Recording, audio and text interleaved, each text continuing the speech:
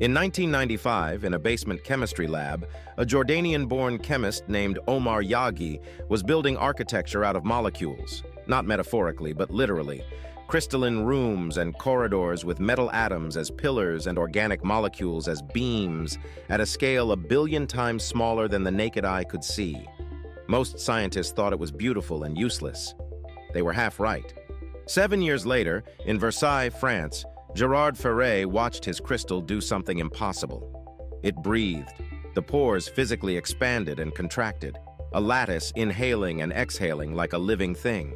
Scientists called it breathing behavior, and it was the first real proof that these materials weren't static sculptures. They were dynamic. And if a material could breathe on its own, the answer came in 2012 at the Karlsruhe Institute of Technology, where researchers stitched light-sensitive molecules called azobenzenes into MOF frameworks. Hit the material with UV light, the pores close. Switch to visible light, they open again. Think of a nightclub bouncer who reads the room. When a UV light flashes, the door size changes. When temperature drops, different guests get priority.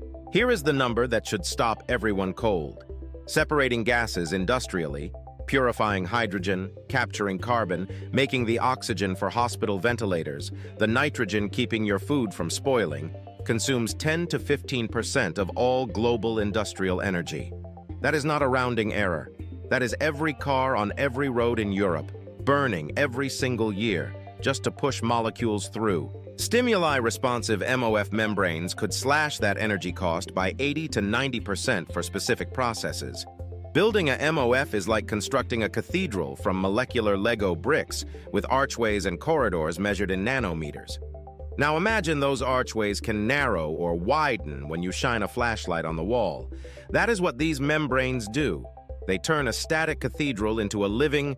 One night in Philadelphia, a PhD student named Meera Nair, who grew up in Kerala, India, was alone in her lab past midnight.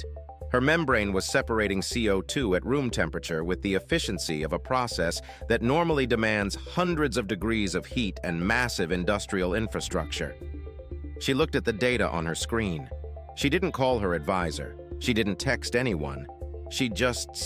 But the story is not clean.